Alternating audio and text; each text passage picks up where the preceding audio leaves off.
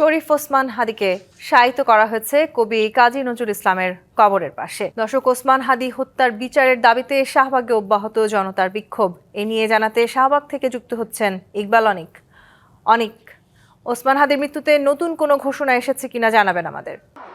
তন্নি হচ্ছে এই জুলাই অভ্যুত্থানের সম্মুখ যোদ্ধা ও ইনকলাব মঞ্চের সমন্বয়ক, মুখ্য সমন্বয়ক ওসমান হাদির মৃত্যুতে হচ্ছে এই তার হত্যার প্রতিবাদে কিন্তু হচ্ছে গত 3 দিন ধরে এই শাহবাগ চত্বরে বিক্ষুব্ধ ছাত্র জনতা কিন্তু আন্দোলন করে আসছিলেন। আজকে কিন্তু ওসমান হাদির জানাজা শেষে কিন্তু 3টা 5 মিনিটের দিকে শাহবাগ চত্বর হয়ে ঢাকা বিশ্ববিদ্যালয়ের কাজী নজরুল ইসলামের সমাধির পাশে কিন্তু ওসমান হাদির মরদেহকে সমাহিত করা হয়েছে। যেসব জনতা দেশের বিভিন্ন প্রান্ত থেকে এই শাহবাগ চত্বরে এসেছেন তার জানাজায় অংশ নিতে, তারা কিন্তু জানাজায় অংশ নিয়ে কিন্তু তারা জানাজা শেষে কিন্তু রাজধানীর বিভিন্ন সড়ক দিয়ে খণ্ড খণ্ড মিছিল নিয়ে এসে এই শাহবাগ চত্বরে জড়ো হচ্ছেন এবং জড়ো হওয়ার পর তারা বিভিন্ন স্লোগান দিচ্ছেন এবং তারা এই হত্যাকাণ্ডের পেছনে তারা জড়িত এবং অন্য কোনো দেশের ইন্ধন আছে কিনা সব বিষয় নিয়ে এখানে কিন্তু স্লোগান দিচ্ছেন এবং খুনি তাকে যারা হত্যা করেছেন তাদেরকে আপনার দ্রুত আইনের আওতায় নিয়ে আসার দাবি করছেন এবং তারা বলছেন যে এই খুনিরা খুন করে দ্রুত সময়ের মধ্যে পার্শ্ববর্তী দেশে পালিয়ে গিয়েছে। সেখান থেকে এতে আইন শৃঙ্খলা বাহিনীর গাফিলতির কথাও তারা কিন্তু দাবি করছেন এবং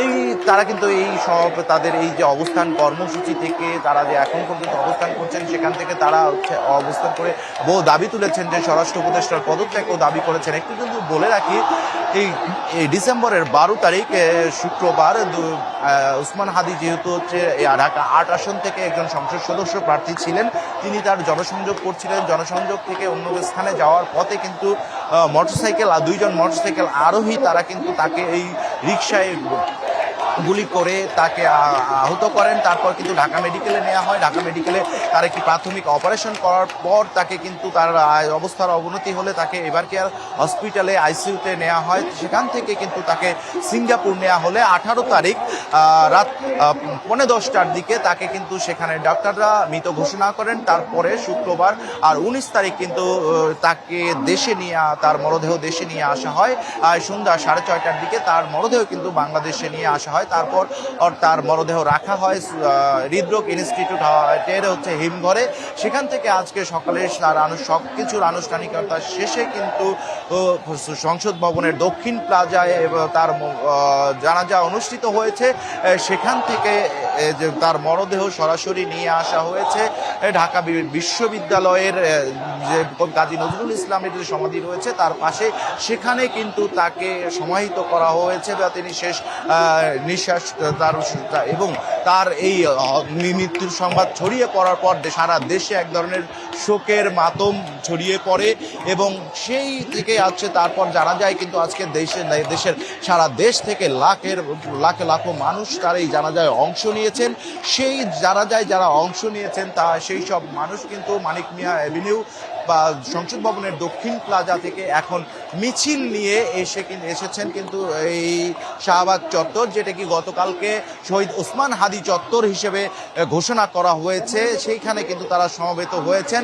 আমরা দেখতে পাচ্ছি একটি ওসমান হাদির যে আখরিক কফিন একটি কিন্তু এখানে নিয়ে আসছেন যেখানে যারা অবস্থান কর্মসূচি পালন করছেন, যেহেতু এখানে তাদের হাদির মরদেহ তারা এখানে রাখতে পারেননি, সেক্ষেত্রে তারা একটি কফিন নিয়ে আসেন। এই কফিনটিকে তারা এখানে সামনে নিয়ে আসবেন। এরপরে কিন্তু তারা একটি দোয়া আমরা যতটুকু জানতে পেরেছি তারা একটি এই হাদির যে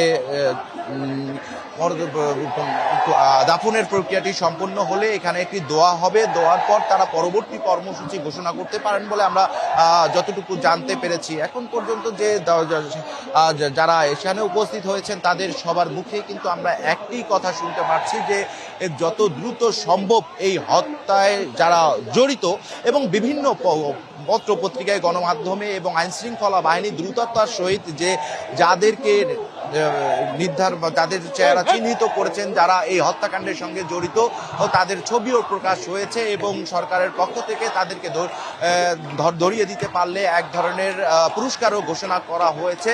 এবং তারা যারা এই যে আজকে হাদির মৃত্যুর ঘটনা, হত্যার ঘটনার প্রতিবাদে যারা এখানে সমবেত হয়েছেন, তারা বলছেন আসামিরা কিভাবে এত দ্রুত সময়ের মধ্যে পালিয়ে গেল বা এতে কার গাফিলতি রয়েছে, আইন শৃঙ্খলা বাহিনীর ঘাটতি রয়েছে কিনা, সে সব দাবিও কিন্তু তারা তুলেছেন। এবং তারা বারবার একটি শব্দই বলছেন, যেহেতু এত দ্রুত কিভাবে এই হত্যাকাণ্ড ঘটিয়ে পালিয়ে গেলেন, এতে আইন শৃঙ্খলা বাহিনীরও ঘাটতি রয়েছে। এজন্য যারা এই সংশ্লিষ্ট যারা রয়েছেন, কিভাবে বর্ডার ক্রস করে পার্শ্ববর্তী দেশে গেল, সেই বিষয়গুলো কিন্তু তারা এখানে দাবি তুলেছেন যে তাদের যারা এর সঙ্গে জড়িত রয়েছে সবাইকে আইনের আওতায় নিয়ে আসতে হবে। এবং তারা কিন্তু স্বরাষ্ট্র উপদেষ্টাকে দায়ী করছেন এবং স্বরাষ্ট্র উপদেষ্টার পদত্যাগ দাবি কিন্তু গত 3 দিন ধরেই তারা করে যাচ্ছেন। যেদিন বৃহস্পতিবার সন্ধ্যায় রাতের দিকে যখন ওসমান হাদির মৃত্যুর সংবাদ চারদিকে ছড়িয়ে পড়ে বা ঘোষণা আসার পরপরই কিন্তু তারা কিন্তু এই শাহবাগে এসে জড়ো হন দিয়ে তারা কিন্তু অবস্থান কর্মসূচি সেদিন থেকেই পালন করছিলেন। পরপর 3 দিন তারা এই শাহবাগ চত্বরে কিন্তু অবস্থান করেছেন এবং তারা তাদের দাবি দাওয়া তুলেছেন। এবং তারা কিন্তু একটি দাবি বারবার বলেছেন, যতক্ষণ না পর্যন্ত ওসমান হাদির এই হত্যাকারীদেরকে বিচারের দেশে ফিরিয়ে না এনে বিচার যতক্ষণ না পর্যন্ত হবে, ততক্ষণ পর্যন্ত তারা কিন্তু এই তাদের কর্মসূচি চালিয়ে যাবেন। আমরা যতটুকু ধারণা করতে পারছি যে ওসমান হাদির দাফন সম্পূর্ণ হওয়ার পর কিন্তু এখানে একটি দোয়া মাহফিল করার কথা রয়েছে। আপনারা দেখতেই পাচ্ছেন যে শাহবাগ চত্বরে কিন্তু যে সারা বাংলাদেশ থেকে যারা এই হাদির এই স্মরণে এসেছেন তারা কিন্তু জড়ো হচ্ছেন এবং যতদূর চোখ যায় দেখবেন মানুষ আর মানুষ তা এই হাদির স্মরণে কিন্তু আজকে এই স্থানটিতে সমবেত হয়েছেন। এবং অনেকেই ব্যানার, ফেস্টুন, জাতীয় পতাকা, বিভিন্ন দলের পতাকা নিয়ে এখানে কিন্তু আজকে কিন্তু একটি বিষয় লক্ষ্য করেন যে এই হাদির স্মরণে এখানে দল বল নির্বিশেষে সাধারণ মানুষ কিন্তু এখানে অংশ নিয়েছেন এবং তারা কিন্তু তাদের মুখে একটাই ধ্বনি, সবাই হাদির স্মৃতিচারণও কিন্তু তারা এখানে করছেন। এবং যদি বলে রাখি যে জুলাই অভ্যুত্থানে হাদি ছিলেন একজন সম্মুখ যোদ্ধা এবং তিনি কিন্তু 5ই আগস্টে নতুন বাংলাদেশ হওয়ার পরও কিন্তু তিনি 5ই আগস্টের পরও কিন্তু তিনি তার যে লড়াই করে গিয়েছেন, অন্যায় অত্যাচার সবকিছুর অন্যায়ের অত্যাচারের কিন্তু প্রতিবাদ কিন্তু প্রতিনিয়ত তিনি করে গিয়েছেন। তা আমরা যতটুকু দেখেছি যে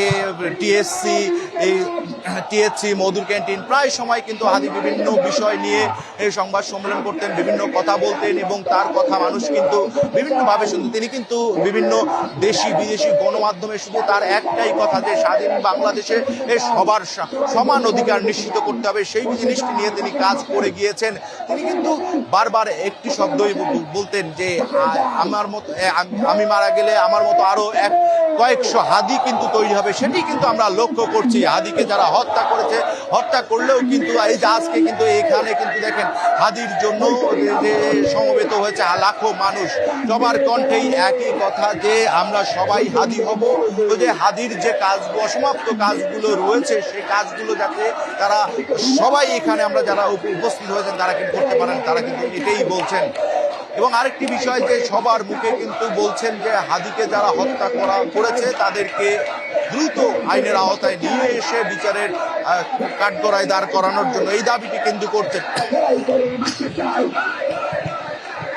আপনারা দেখছেন যে এই মুহূর্তে যে এই শাহবাগ চত্বর এলাকায় যারা উপস্থিত হয়েছেন তারা কিন্তু এখানে দাঁড়িয়ে বসে কিন্তু বিভিন্ন স্লোগানে মুখরিত করেছেন এবং এই যে এখানে তারা কিন্তু বারবার বলছেন যে আসামিরা তারা যে হাদিকে যারা হত্যা করেছে তারা কিন্তু পার্শ্ববর্তী দেশে পালিয়ে আছে এবং তারা এখানে কিন্তু সকাল থেকে অনেক কিছুই বলেছেন যে এই যে ভারত থেকে এই আসামিদের বা যারা হত্যা করেছে হাদিকে তাদেরকে দ্রুত সময়ের মধ্যে ফিরিয়ে আনতে হবে। ফিরিয়ে না আনতে পারলে বা তাদের বিচারের আওতায় নিয়ে না আসা হলে তারা কিন্তু তাদের এই কার্যক্রম চালিয়ে যাবেন।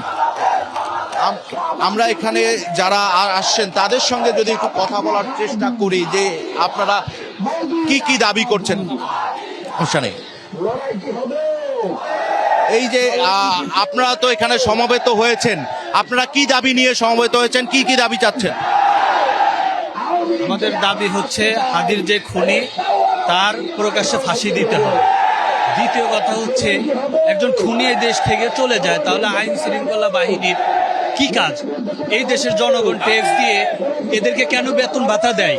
একজন খুনি দেশ থেকে পালিয়ে যাবে, তাহলে এরা বর্ডার গার্ডে তারা কি করছে? আমরা হাদির যে খুনি তার সর্বোচ্চ কেসাস দাবি করছি, তার সর্বোচ্চ শাস্তি দাবি করছি, তাকে প্রকাশ্যে ফাঁসি দিতে হবে। এবং যে চত্বরে দাঁড়িয়ে আছি এই চত্বরের নাম যদি শাহবাগ চত্বর বলা হতো, আমাদের দাবি এটাকে হাদি চত্বর হিসেবে নামকরণ করতে হবে। আমরা হাদি চত্বরে এখন দাঁড়িয়ে আছি এবং হাদি ভাই যদিও শহীদ হয়েছেন, তিনি ভারতীয় আধিপত্যের বিরুদ্ধে সবসময় লড়াই করে গেছেন এবং শেষ পর্যন্ত তিনার যান পর্যন্ত এই রাস্তায় দিয়ে দিয়েছে। এক হাদি চলে গেলেও আমরা লক্ষ হাদি এখনো আছি জীবিত, আমরা লড়তে থাকবো। হাদির মতো জীবন দিলেও এই দেশে কোনো স্বৈরাচারের নতুন ভাবে আবির্ভাব হতে দিব না। কোনো স্বৈরাচার হয়ে উঠলেও তার পতন ঘটিয়ে ছাড়বো আমরা। এই হাদি আমাদেরকে শিখিয়েছে যে ইনসাফের পথে থাকো, সত্যের পথে থাকো, কখনো বাতিলের সাথে আপোষ করো না, অন্যায়ের সাথে আপোষ করো না। সেটা দেখে আমরা আমাদের মধ্যে স্পৃহা জাগছে, আমরা সত্য মৃত্যুর আগ পর্যন্ত সত্যের পথে থাকবো। এবং এই যে ভারত যারা আমাদের খুনিদেরকে আশ্রয় প্রদান করছে তাদের বিরুদ্ধে আমরা লড়াই করে যাবো ইনশাআল্লাহ। হাদির হত্যাকাণ্ডে সরকারের কোনো গাফিলতি আছে কিনা, আসামি পালিয়ে যাওয়ার ক্ষেত্রে কোনো গাফিলতি রয়েছে কিনা? অবশ্যই সরকারের গাফলতি, এটা তো আমরা সহজভাবে বুঝতে পারছি। এই সরকার আমার কাছে মনে হইতেছে একটা ঘুমন্ত বিড়ালের মতো। সে দেশের একজন মানুষ, সাধারণ মানুষও সে তার জানের নিরাপত্তা পাচ্ছে না। এত বড় একটা খুন হয়ে গেল অথচ তার মধ্যে কিছু দেখা যাচ্ছে না। সে একটা এমনি মোবাইলে কে কি কথা কয় এটা পর্যন্ত ধরতে পারে, অথচ একটা খুনিকে ধরার ক্ষেত্রে সরকারের কোনো পদক্ষেপ নেই। তো শুনছিলেন তন্নি যে এখানে যে সাধারণ যে জনতারা উপস্থিত হয়েছেন তারা কিন্তু বলছেন যে এই হাদির হত্যাকারীদের কিন্তু সর্বোচ্চ শাস্তি ফাঁসির কাঠগড়ায় দাঁড় করাতে হবে, সেই বিষয়গুলো কিন্তু তারা বলছেন। এখন যারা এখানে সমবেত হয়েছেন তারা কিন্তু আসরের নামাজ আদায় করবেন, তারা সে আসরের নামাজ আদায় করার জন্য তারা সারিবদ্ধ হচ্ছেন। আপনারা দেখতেই পাচ্ছেন যে এখানে যারা অবস্থান করছেন বা অবস্থান কর্মসূচি পালন করছেন বর্তমান, তারা কিন্তু আসরের নামাজ আদায় করবেন, তারপরে হয়তোবা একটি মুনাজাত করবেন। মুনাজাত শেষে কিন্তু তারা হয়তোবা পরবর্তী কর্মসূচি কি হবে বা কি ঘোষণা দিবেন সেটির অপেক্ষায় আমরা আছি এবং সেটি যতক্ষণ না নামাজ শেষ না হবে ততক্ষণ পর্যন্ত আমাদের অপেক্ষা করতে হবে। আরেকটি বিষয় যদি বলে রাখি যে এখানে যারা আছেন যে হাদি শহীদ ওসমান হাদি যে তার দাফন সম্পন্ন হয়েছে, তার যে রেখে যাওয়া কাজগুলো এখানে যারা এসেছেন তারা কিন্তু সেই রেখে যাওয়া কাজগুলো এখান থেকেই নতুন করে শুরু করবেন। তিনি যে ইনসাফ প্রতিষ্ঠার জন্য কাজ করেছেন, তিনি যে মানুষের সমান অধিকারের জন্য কাজ করেছেন, তিনি যে মানুষের অনিয়ম দুর্নীতির বিরুদ্ধে সবসময় কথা বলেছেন, এখানে যারা সমবেত হয়েছেন তারা সবাই কিন্তু এই একই কথা বলছেন যে হাদির যে অসমাপ্ত কাজগুলো রয়েছে সেই কাজগুলো যাতে দ্রুত তারা আবারও এখান থেকে চালিয়ে যাবেন, যাতে হাদি এই পৃথিবী থেকে চলে গেছে তাতে কি হয়েছে তার যে ছায়াটি রয়েছে সেটি সবার মাঝে, এখানে যারা উপস্থিত রয়েছেন সবার মাঝে তা এক একজন হাদি হিসেবে তৈরি হবেন এবং হাদির যে কাজগুলো রয়েছে তারা কিন্তু করবেন। আমরা যদি আরেকটু বলে রাখি যে এই 12ই ডিসেম্বর হাদি যেহেতু ঢাকা 8 আসন থেকে সংসদ সদস্য প্রার্থী ছিলেন, শুধু যে তিনি ইনকলাব মঞ্চের মুখপাত্র নন, তিনি কিন্তু ঢাকা 8 আসনের একজন সংসদ সদস্য প্রার্থী ছিলেন। তিনি কিন্তু তার নির্বাচনী প্রচার প্রচারণাও করছিলেন। 12ই ডিসেম্বর কিন্তু তিনি প্রচার প্রচারণা করে রিক্সা যোগে অন্য স্থানে যাওয়ার পথে কিন্তু দুইজন মোটরসাইকেল আরোহী তাকে গুলি করে হত্যা করে। গুলি করে তারপর তিনি অসুস্থ হয়ে পড়লে তাকে কিন্তু ঢাকা মেডিকেল কলেজ হাসপাতালে জরুরি বিভাগে নেওয়া হয়। সেখানে তাৎক্ষণিক তার কিন্তু একটি অপারেশন করা হয়। অপারেশন করা হলে তাকে আইসিইউতে সাপোর্ট প্রয়োজন পড়ে, সেক্ষেত্রে তাকে ওখানে রাখার পরে কিন্তু তাকে উন্নত চিকিৎসার জন্য রাজধানীর এভার কেয়ার হসপিটালে ভর্তি করা হয়। সেখানে অবস্থার অবনতি হলে তাকে সিঙ্গাপুরে নেওয়া হয়। সেখানে কিন্তু চিকিৎসাধীন অবস্থায় 18ই ডিসেম্বর রাত 9:55 দিকে তিনি শেষ নিঃশ্বাস ত্যাগ করেন। তারপর কিন্তু তাকে গতকাল সন্ধ্যা 6 সাড়ে ছয়টার দিকে তার মরদেহ দেশে নিয়ে আসা হয়। তারপর কিন্তু সেখান থেকে এয়ারপোর্ট থেকে তার মরদেহ নিয়ে যাওয়া হয় জাতীয় হৃদরোগ ইনস্টিটিউটে, সেখানে হিমঘরে রাখা হয়। আজ সকালে কিন্তু তার মরদেহের সকল প্রক্রিয়া সম্পূর্ণ করে দুপুর 2টা বা 2:30 নাগাদ তার সংসদ ভবনের দক্ষিণ প্লাজায় তার জানাজা সম্পূর্ণ হয়। সেখান থেকে সেই জানাজায় কিন্তু আমরা লক্ষ্য করেছি যে লাখো জনতা কিন্তু তার জানাজায় অংশ নিয়েছেন এবং সেখানে কিন্তু আরেকটি বিষয় লক্ষ্য করা গিয়েছে, সারা দেশ থেকে তার স্মরণে তাকে শ্রদ্ধা নিবেদন করতে, তার প্রতি ভালোবাসায় সারা বাংলাদেশ থেকে প্রায় লাখো মানুষ এখানে উপস্থিত হয়েছেন। জানাজা সম্পূর্ণ হওয়ার পর তাকে কিন্তু তার জন্য যে ঢাকা বিশ্ববিদ্যালয়ের কাজী নজরুল ইসলামের সমাধির পাশে তাকে দাফন করা হবে, সেখানে কিন্তু মানিক মিয়া এভিনিউ থেকে তার মরদেহ সরাসরি এই ঢাকা বিশ্ববিদ্যালয়ের কাজী নজরুল ইসলাম এর সমাধির পাশে নিয়ে আসা হয়। আর পর 3:05 দিকে মানিক মিয়া এভিনিউ থেকে ঢাকা বিশ্ববিদ্যালয়ে নিয়ে আসা হলে তারপর কিন্তু তার দাফন প্রক্রিয়া সম্পন্ন হয়েছে।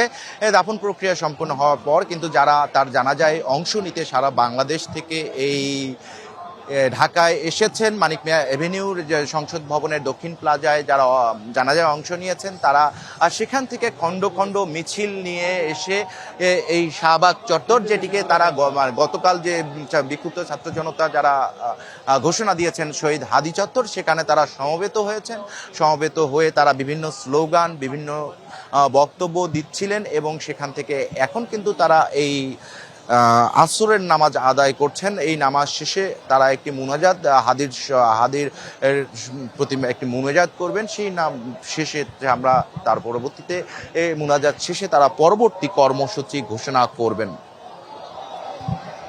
আপনারা দেখছেন এখন যারা এখানে অবস্থান করছেন বা এখানে যে বিক্ষুব্ধ ছাত্র জনতা বা সারা দেশ থেকে আসা হাদির প্রতি ভালোবাসার স্মরণে যারা এসেছেন, তারা কিন্তু এখানে নামাজ আদায় করছেন, আসরের নামাজ। এবং সেই নামাজ শেষে কিন্তু আমরা যতটুকু জানতে পেরেছি একটি দোয়ার আয়োজন মোনাজাত হবে। সেই মোনাজাতে কিন্তু হাদির প্রতি যা দোয়া করা হবে এবং তার সাথে তার যে কাজগুলো কিভাবে সম্ভব সে বিষয়ে সব কিছু নিয়েই হাদি যাতে জান্নাতবাসী হন সেই বিষয় নিয়েও দোয়া করা হবে এখানে। এবং আমরা যতটুকু জানতে পেরেছি, আমরা দেখেছি আপনার হাদির যে জানাজা অনুষ্ঠিত হয়েছে, সেখানে প্রধান উপদেষ্টা উপস্থিত হয়েছেন, বিএনপির সিনিয়র নেতারা উপস্থিত হয়েছেন, জামাতের শীর্ষ পর্যায়ের নেতারা উপস্থিত হয়েছেন, যত সহ যে রাজনৈতিক দলগুলো রয়েছে সবাই কিন্তু তার এই জানাজায় কিন্তু অংশ নিয়েছেন এবং সেখানে প্রধান উপদেষ্টা বক্তব্য রেখেছেন, সহ ধর্ম উপদেষ্টা বক্তব্য রেখেছেন, অন্যান্য যে রাজনৈতিক দলের নেতারা আছে তারাও কিন্তু বক্তব্য রেখেছেন।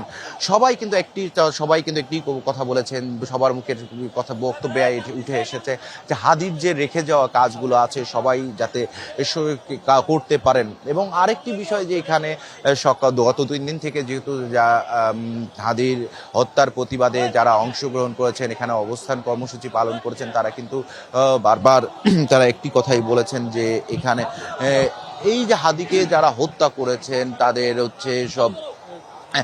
তাদেরকে দ্রুত সময়ের মধ্যে আইনের আওতায় নিয়ে আসতে হবে। হাদি যেহেতু একজন জুলাই যোদ্ধা ছিলেন এবং যেহেতু জুলাই যোদ্ধা ছিলেন, তাকে নিরাপত্তা দিতে রাষ্ট্র ব্যর্থ হয়েছে। এরকম যদি রাষ্ট্র ব্যর্থ হয় তাহলে যারা যোদ্ধা রয়েছেন বা বিভিন্ন সাধারণ মানুষ রয়েছেন তাদেরও এক ধরনের নিরাপত্তা দিতে ব্যর্থ হবে। যেহেতু হাদি একজন পাবলিক ফিগার হয়ে উঠেছিলেন, বিভিন্ন সময় বিভিন্ন ধরনের বক্তব্য বিভিন্ন জায়গায় কিন্তু হাদি উপস্থিত হয়েছেন বা তিনি বিভিন্ন ধরনের এতে অংশগ্রহণ করেছেন। এবং হাদি